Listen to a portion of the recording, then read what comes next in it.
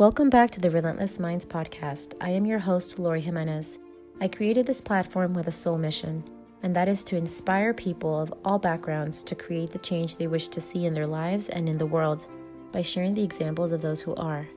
As a listener, you will hear the stories of ordinary men and women with extraordinary stories of overcoming adversities in order to experience the life they dream of. All of these individuals share a common interest. They desire a change for the better, and they are in a relentless pursuit to create that for themselves. If you're looking for inspiration to overcome challenges in your own life to create a life that you desire to have, then you have come to the right place. You see, the truth is, people everywhere are fighting for what they believe in, and together, with relentless action and mental strength, I have no doubt that we can fulfill that dream. Welcome back to the Relentless Minds podcast. I am your host, Lori Jimenez. For today's episode, I brought on a special guest all the way from Kenya, East Africa, who shares her story and her struggle in getting an education, growing up, and escaping the cultural traditions of her small Masaai community. The name of our guest is Carolyne Sunte, and she is an advocate for women's rights and has had the opportunity to impact the lives of 10,000 women in helping them find their voices and fight for a better life. Carolyne comes from a small tribe where female genital mutilation, also known as FGM, and child marriage is prominent. Her fate was to be married off as a preteen only to spend the rest of her life in silence and as the property of a man from her tribe. She would have never been given the chance to receive an education, to get ahead in life, nor to make a name for herself. Carolyne was presented with the opportunity to choose a different life through the sacrifices of her mother, who fought with her father to the point of being beaten and was shunned by her community due to rejecting their traditions. Carolyne's mother did all of this in the hopes that Carolyne and her 4 sisters would have the chance for a better future. And that is exactly what Carolyne did. In this episode, we'll learn what it's like being a woman in the Masaai tribe, and how Carolyne took strength from her mother's example and began to pave the way for a brighter future for herself and thousands of other women. Hi, Carolyne. Thank you so much for being here today to talk to us about your life growing up in the Masaai tribe and how it is for women growing up in the Masaai tribe in Africa, and also to let us know about the things that you're doing now and what you've been able to accomplish in your life and what you're now working towards to help other women also in your community to pursue their dreams and to have the support to do that. Thank you so much, Carolyne, for being here. Thank you. So I wanted to ask you to start, if you could just give us a little bit of an idea of how it was growing up for you in the Masaai tribe. So how it was with customs, treatment towards women, what your dreams were. What was it like for you growing up? Right. Thank you.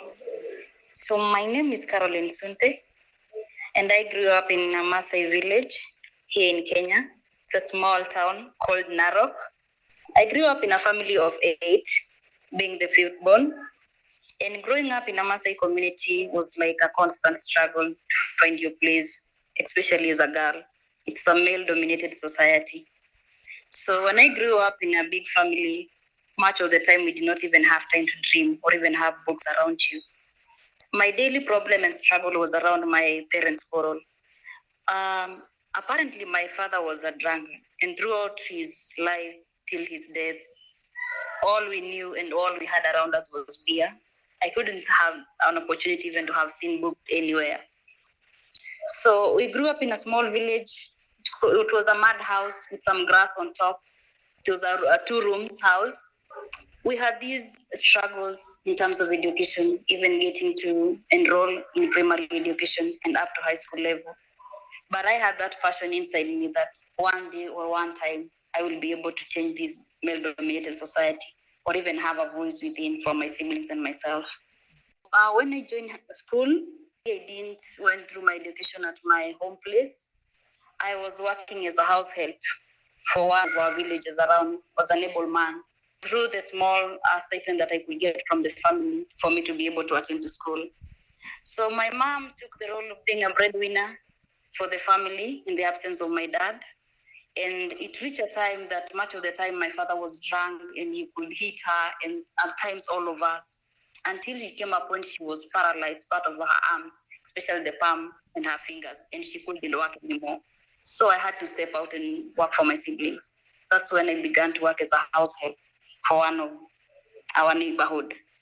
So the little fee I could get from the family will take me to school, and at times the teachers within the school will contribute within themselves end of each school year for me to be able to acquire my personal needs. And that's how I took my primary education.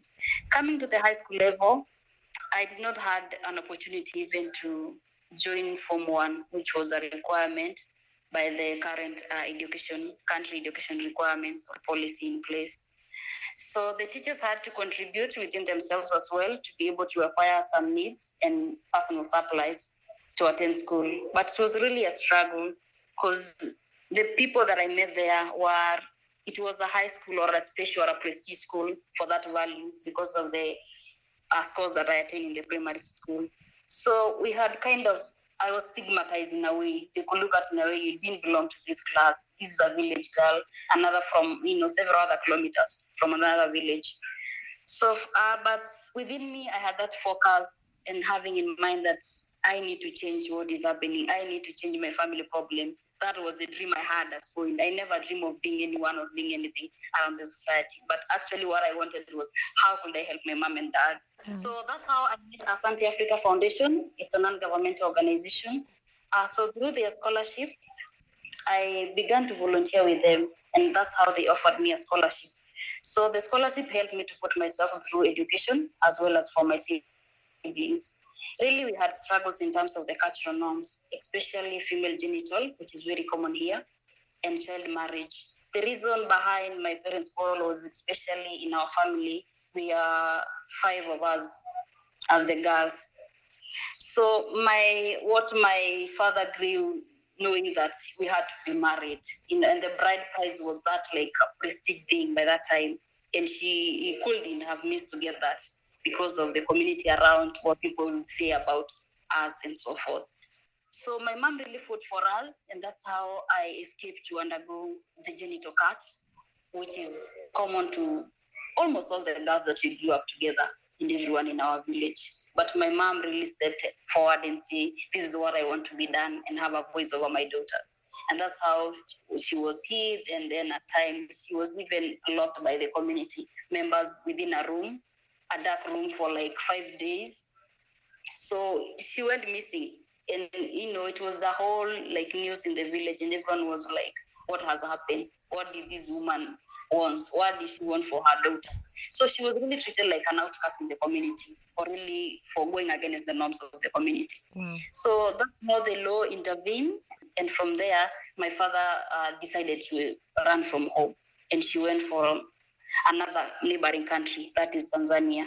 For about 7 years, he was away, and my mom was released. And he had all this struggle now getting acceptance back from the community. Everyone will treat her like another intruder. She's against the norms. She doesn't want the girls to undergo the cut. So what did she? So she had all these fights even within the family, and that's why the family is fear. You said You said that your mother was, she left the community for 7 years. She was locked within the community for some months, but my father ran away from home after he realized that the administration or the police administration had taken some measures against him. So he decided to run away from home. So that's how we escaped the cut with my sisters. And that's how I value the education, had this dream within myself that, I'll make a voice, not necessarily to shout, but to have their rights and not to undergo the cut.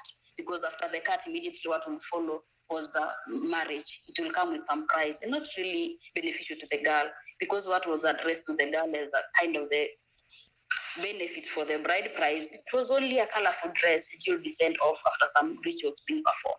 And then the family will benefit from 2 to 3 cows, and they'll be given some other colorful dresses, and that's the end of the ceremony. So looking at that value versus the value of an educated girl, because my mom was able to stand and fight for us, then I'll stand up and raise a voice for someone else to be able to acquire their ground. Wow, that's wonderful.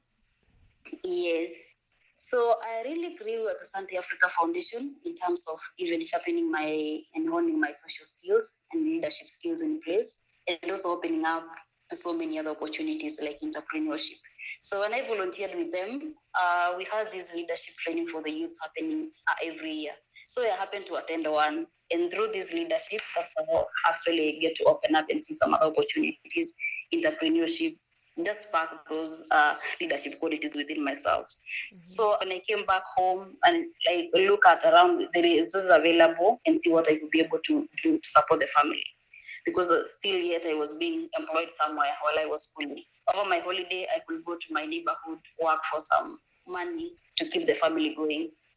So after the training, we were taught on some leadership and entrepreneurship skills, which I came back home. So I decided to run an orange anchor at home. Asante Africa really helped me to connect with some of the investors around and people around who had the same idea. So that's how I got the orange seedlings and take them back, and how the whole entrepreneurship concept came in. Yeah. And Caroline, I would like us to backtrack just a little bit, because there are so many key elements here that are so important. That I feel Right. that even like going into it a little bit more to really understand the process of these things and how they went about, and that including that is, your mother. First, starting with your mother. So your mother seems to have been a great influence on you, and also, in a way, like a mentor, to be able to show you, that you can fight for Right. what you want. And so when it comes to her mentorship, because now you're in a position of mentoring other women, Right. what is it that that she's been able to teach you that you now use to mentor other girls? Right. I'll say importantly to a mentor, at times it's very important to communicate what you know and be able to give people really helpful information. Towards my mother, towards what she has done, she has really been communicating to me what really matters in terms of my needs. Being able to value education as part of the only shield that could, put you off from these cultural norms. At the same time, my mom instilled some entrepreneurship skills within us, because throughout her life, she was a street vendor. She was selling water around the streets. And to a time when she came to be paralyzed and her arms were paralyzed, she couldn't do anything anymore, and continue with the same spirit within the family to be able to acquire, the family needs for the siblings. So the entrepreneurship aspect, and really having my mother saying every day, I believe in you, I believe you can do it better. I believe you can talk, for the others who are not able to speak for themselves. That really helped me. Beautiful. Wow, incredible. And I think that is so important, because it's, when since you were raised somewhere where you were expected to have a certain lifestyle, and she was introducing a different lifestyle and a belief in you, that belief I know can work wonders. Right. When it comes to your upbringing and just being part of the Masaai tribe, you were mentioning some difficulties regarding FGM and child marriage. What is it that girls growing up in that community, as a Maasai tribe member, what is a life that's expected for them to lead? Really, in a Maasai community, what I'll say, growing up, approaching puberty, and then you kind of being mature now to become a woman to someone, and then you're married off. So the whole cycle kind of circulates within the girl's, lifespan. You think of one time I'll be a girl, one time I'll be a woman, one time I'll be someone's property. So that's the whole mentality. But having one who is educated, or even having an open mind, so there's that fight. They look at you as an intruder. So you said that it makes you viewed as an intruder when you don't follow the norms or expectations of the community. Right. And since you were pursuing a different life, and you were trying to pursue education and these dreams that you had, what were the challenges that you had to face personally to pursue those dreams? Yeah, one is isolation. It came a time you could, be alone. Some kids will isolate from you. So stigmatization was really a challenge to us. And also the other thing, when you come home now after being educated, we went out, we got education and some other opportunities in terms of the jobs, and we still come back home and the village instead. So actually, when you like do search in your cycle, people would feel like, oh, she's coming to show or something. But over time, some of these community members have already begun to see the value of education. So over time, we've gained acceptance, and they're like, could you give us an idea of how did you went through this? How did you move to this level? How did you acquire that job or something? And so, in your mentorship, how do you encourage these girls to dream big and to believe in their potential? One of the keys really I believe in is the voice.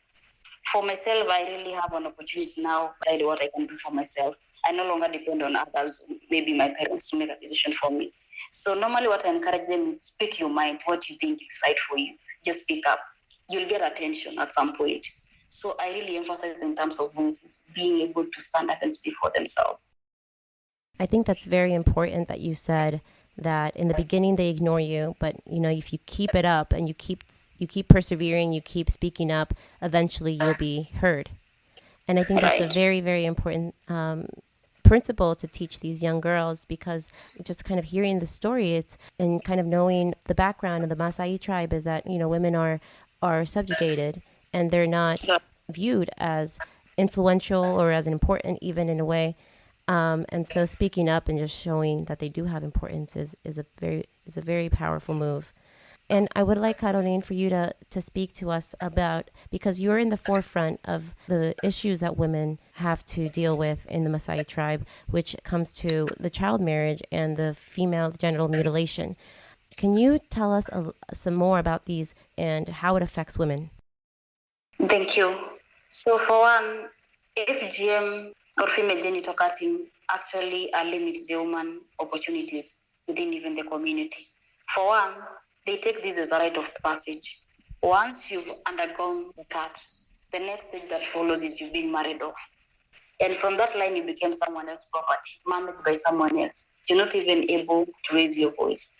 So one of the struggles that the Maasai women really have is able to talk or raise their voices. In terms of decision making, men are believed or portrayed to be the decision makers in the family. In terms of finances, in terms of the leadership of the families, or other things around the management of the family, it's wholesomely the man to do and to carry out all of these activities. So from that perspective, women tend to have low self-esteem and confidence in themselves. They believe they can't do anything since the man is the whole household ruler. So women lack voices, and to this it diminishes some of the opportunities. I know some of these women are not even educated. Some of them have never went to school, and at some point I could say education is highly correlated to your sexual autonomy. You don't even have a right over your body as a woman to say this is what I believe in. Because even having family planning, some are being denied by the husbands. In terms of economic empowerment, they will say the man will work for the family. Your work will be to be here at home, manage the livestock within the home, or even just cook for that man. In terms of even political leadership, women are not even given space to exercise their rights, even in terms of voting. The man has to decide for you whom to vote for. So these cultural norms has really limited the women opportunity and even their abilities to do some other things. They cannot do anything. It's a man to choose for you what to do and what best fit for you. In terms of career choices, for those even educated, even at this point, I could hear some of my uncles and aunts will say, I thought you would be a teacher. I thought you would take this course. So at times they influence even your career choice. You have to go for what they believe for. I think for you being a teacher or something else, will bring earning that will support the family and the whole extended community. So decision making is really diminished for women and their powers. Wow. So women really are just primed to be the property of men, right? So they're just primed from an early age. What age is it that they start to prepare them for marriage, which is the female genital mutilation, the FGM? Interestingly, it happens in two stages. Majorly at around ages 10 to 13, immediately when they approach puberty. And then you have another angle where these girls are being married or the bride price is paying even at their birth. Once maybe some mother delivered somewhere in the village, a family will come and say, we want to book your daughter to be so and so's wife in the future. And they'll pay the bride price. So we have those who could pre-booked. You're being pre-booked before even you get to grow and know yourself. And some will be approached at puberty.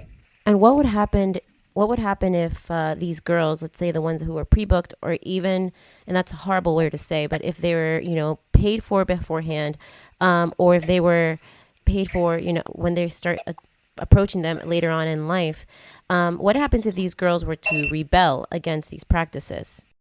So what actually happens to these girls is really a struggle because they did not appear anywhere in terms of the decision making. It's about the family or the parents to make that decision versus the other family, and they could agree on the price in the absence of the girl. So if you get to rebel, at times you're being given some punishment within the community. They will send you somewhere to be trained on how to be a good woman or even submissive to that man. At times when the girl rebels, they could substitute with a sister within the same house and say your sister will be married off to this man because you had long relationships or family friendships. Wow. Yeah. Wow. You also mentioned that a lot of these women, it seems that they just don't know about their rights because of the lack of education as well, right? And so they just kind of go along with what's being presented in front of them. And you pursued also your own education. And can you tell us about that value in your life and that story of how you pursued your own education and why it was so important to you to do that? Thank you. For one, I always believe in my voice. My voice really contributed to my success, alongside having my mom as a mentor. Throughout my life, even when I was a young kid, my mother would say, "You're so much kind of focused, and you could speak even when things were wrong or right. You could always say this is right or this is." So upon that, it happened that within the village, we had some other wealthier families or wealthy neighbors within the neighborhood. So I could saw them going to school. But I really had no idea in my mind, like, what was this education? How is it helpful for? My problem at that particular time was, how do I get off these quarrels between my mom and my dad? Even though my mother wasn't educated, she was really so focused. So I think over time she was so tired about the chaos in the family brought by my father. And over time he wanted to use us to actually cut down some of these challenges. And she could say, I will fight my ground and walk on my knees to ensure that you acquire this opportunity to be one. So actually that instilled to me the confidence of saying, yes, I will want to go to school like any other child. Attending school outside the family really was an opportunity to me because I grew up in someone else's family, working while going to school as well. So that gave me some peaceful time actually to concentrate on the books and really saw what matters to me. But if I could have been staying at home like any other child or my siblings, I think there could be limits within the family. So actually that exposure or seeing other kids, because I was employed in a wealthy family, I could see their children go to school, come back, busy, happy with their assignments in the evening and homework. And that really gave me like a keen interest. I also want to be one. Wow. And you met Asante Africa, which is the organization that helped you to pursue this dream. And how did they help you to do that? I think the power of volunteerism really led me to acquire this position. I began volunteering with them while I was in high school, and I could work, and the willingness and the passion within me, mentoring other young girls, really met my expectation. So really that met my passion, and I said, yes, these were the girls that I wanted to share my story with. So meeting with Asante Africa and being a mentor and a volunteer over time, that's how I acquired my position as a program coordinator. And within that passion, they were able to give me space also to help me grow in my professional. So over time, I've been working with over 10,000 girls, some other pastoralist communities in Kenya who are also struggling with the same issue. Incredible. You are helping 10,000 girls and working with 10,000 girls. That is amazing, amazing work. What is your goal to help these women now with your mentorship? What do you want them to be able to achieve for themselves? Thank you. Majorly what I want to see in them is having their voices. And I actually, much of the time, I have this spirit of pay it forward. I always tell them, what has been done to me by someone else, put that effort to do such a thing to someone else. So it's like tell a friend to tell a friend. So voices really matters to me. My voice gave me an opportunity to be able to speak, to walk, freely to move to other places, meeting other societies and organizations and communities, and seeing other things, getting the whole empowerment. Absolutely. And all of that is very important. And when it Yes. comes to the women and their economic situation, because now you're an entrepreneur, you have your own company, you're selling oranges. I'd love for you to Right. talk to us about your entrepreneur endeavors and also how you feel this could help women in your community to also have a voice and to gain some more influence. Sure. Actually, entrepreneurs should do help in terms of giving the women the autonomy and the independence for themselves to be able to make some of the decisions. The current society that we live in, people tend to believe that when you have money, you're going to have a voice. When you have control over your resources, you have a voice. So once you have something that you own, people could really respect you for that. And they look at you as you have something valuable that people will look up to. So having the orange anchor has really instilled the entrepreneurship spirit even within the family. And so many other girls will look up and say, I'll want to own one to be able to acquire my needs, rather than looking into the massive pockets of men to be able to provide for you and make decisions for you for what to do. So for that alone will give me space in terms of making decisions and mentoring other, helping other girls and young women see that they can be able to do for themselves. The other thing is once women are able to own something or even acquire land or something, I think it comes with some respect. Men tend to like you can't oppress this kind of a woman. So she's having her own abilities to make decisions and she can be able to take you to another step. So it comes with some dignity, it comes with some empowerment, able to choose for yourself what you can be able to do. Also having the sexual rights, because much of the women tend to rely on the men to be able to make decisions for themselves about their bodies and what they believe. So having your own finances, you can even choose what you want for yourself, how you want your family to look like, and what kind of or lifestyle you admire. So you're saying that women in the Maasai tribe even look to men when it comes to making decisions about their own bodies? Yes. So when it comes to making a change in all of this, it seems like there's a lot of structures in place in your community that it Right. sets women up for failure, basically. So what do you Sure. think? What are the approaches? What are the things that need to be targeted in order to begin to make these changes so that women can have a voice? Right. So actually, in terms of the involvement with the community that I currently do, is to ensure that all voices are represented. For that case, I try to create a system where everyone believes in the community. Since these changes or lasting changes are deeply rooted into the community, for women to be able to have their voices, we have to involve the men who are the decision makers for the family. So one of the things that really Asante Africa focus in is bringing men on board, whereby we have engagement meetings with men. It could be boys, elders in the community, the fathers of these young girls. And then we could show them like the value of an educated woman. How would you view this if you had one in your family? So we began to show them not necessarily to make choices for them, but actually give them choices and they can be able to choose for themselves what really works in terms of even having the women given voices to be able to speak to themselves. What does it look like having or giving a woman some space maybe to take the decisions, to lead the decision within a family? What does it look like giving a woman some space maybe to have some income generation activities, which could lessen the burden for you as a man to be able to provide for the rest of the family members? So with that view, that's how we approach the community. And over time, they have been receptive. Some have really changed, and you have seen over time, really girls are really coming up even to do what they want in the community. Yeah, that's what I was going to ask you about the men and how they're receiving this message that you're giving them about letting the women speak up and have a say.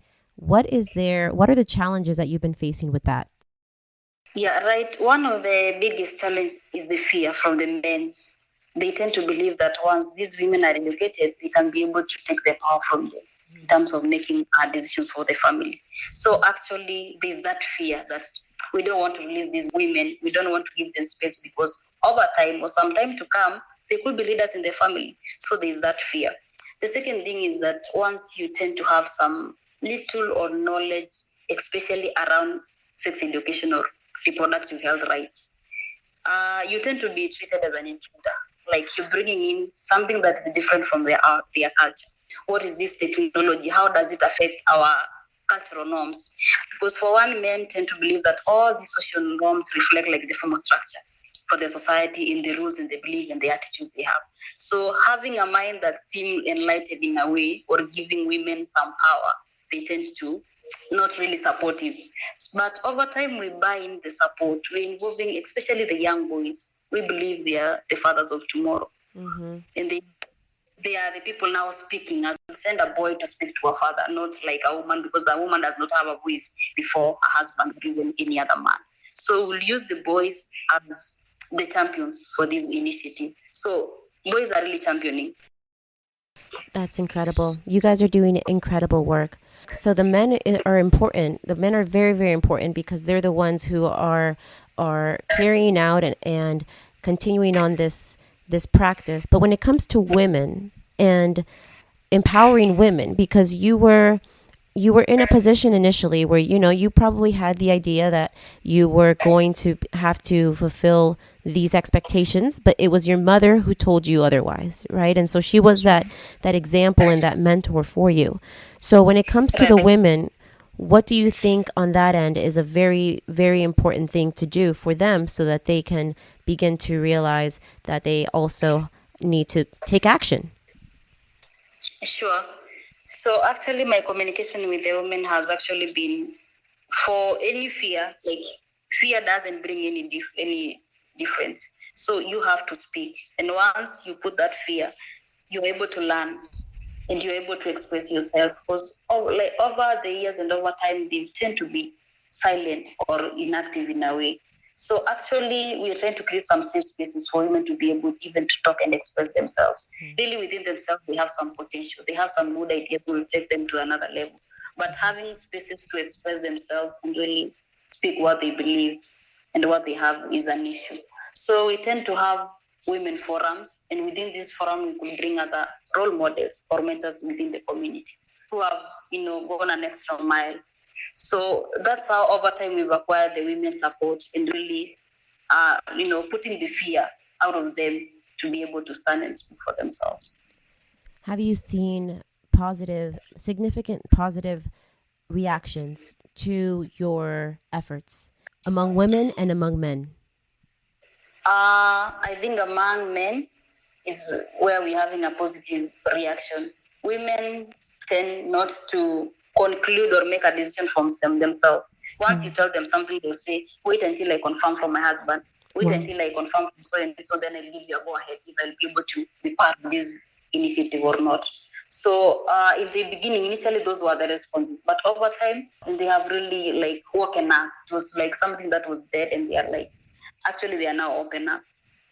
So you're seeing some positive results from the women, but they're still hanging on to having to rely on the men for approval. But you are seeing more of a positive results with men. And so do you feel that a focus more on the younger generations would be, the way to pave the way forward for changes in the future? Yes, okay. I would say the young generation will pave way. And I love what you're doing, Carolyne. It's incredible stuff. It's very, very important stuff. When it comes to absolutely, and when it comes to even these things that you've done for yourself, and when it comes to acquiring the position in Asante's Africa organization that you have, and having your own company, your own business, how has this impacted how you feel about yourself when it comes to what you're capable of achieving and what you're capable of doing with helping other people? So actually, having that financial independence within yourself gives a voice in terms of the decision. I could look at beginning with my family. Much of the time, you find my mom and my siblings really depending on me in terms of decisions within the family. They could talk of what they think is right for the family, and then you being treated like the final decision maker for the family. So once you have your own financial independence, you tend to be a decision maker for the family. As well, the entrepreneurship has really helped, not only within the family, but the extended community. People have really come to learn. What have you done so far? How did you came to do this idea? How did you came to do this? And I've seen other girls, imitating the same. And the ripple effect is really spreading for them to be able to generate some little income for themselves and lessen the burdens within the family. So actually, I look at myself as a role model to so many other young girls who are looking up to me with so many admiration and say, I'd love to do what she's doing. I'd love to be one in the future. So on the same, it tends to give people assurance that it's true. Education do help. Education is valuable. That's very important, and I believe that you're an incredible role model as well. And I wanted to ask you, because I am curious when it comes to the methods that you're using to help women to gain the skills that they need to find their voice, to open up their own businesses. What are those methods that you have to help these women and men? Sure. So actually, with the program that I have in place within the community organization that I have for myself and working for Asante, we normally tend to focus on in terms of improving their social aspect, health as well, and financial. I believe once all these aspects are put together and really being strengthened within a woman, it will focus on building their financial health outcomes and financial autonomy. So focusing on improving their social skills to be able to interact, connect social networks within the community to be able to help themselves. And also having the financial skills in place to be able to empower. We believe once you have this empowerment in terms of the finances, you're able to make decisions and speak for themselves. So the other aspect that we focus in is the health aspect, ensuring that women have rights in terms of their bodies, get the right information about their bodies, and also being able to make some of the decisions, even in terms of relationship and negotiation for their bodies. So we've really been focusing on these key 3 areas for the girls and for the women, and over time we've really seen some dramatic changes.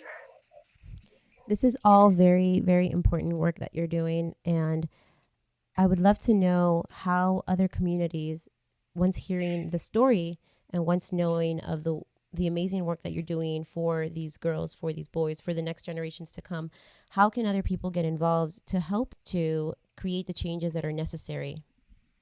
Right, thank you. So actually, currently what I'm doing, because you cannot be everywhere, I tend to plant a seed within a community, do something little and then make like a ripple effect, also instilling to people the paid forward aspect, which really spread faster.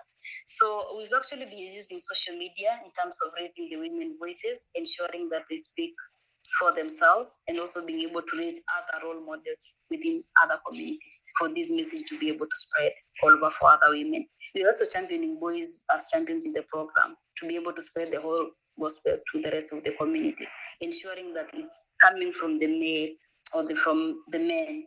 There's not the girls now who are speaking for their rights. Because I believe some of these issues tend to be a whole kind of structural intervention, requiring intervention within an individual itself, also from a family level, looking at the school level where these girls attend, at the community level and at national level. So at times, partners do work in terms of ensuring that the right policies are in place for the girls and women to be able to have spaces within the community. So it's a whole structural issues we're beginning at the community level.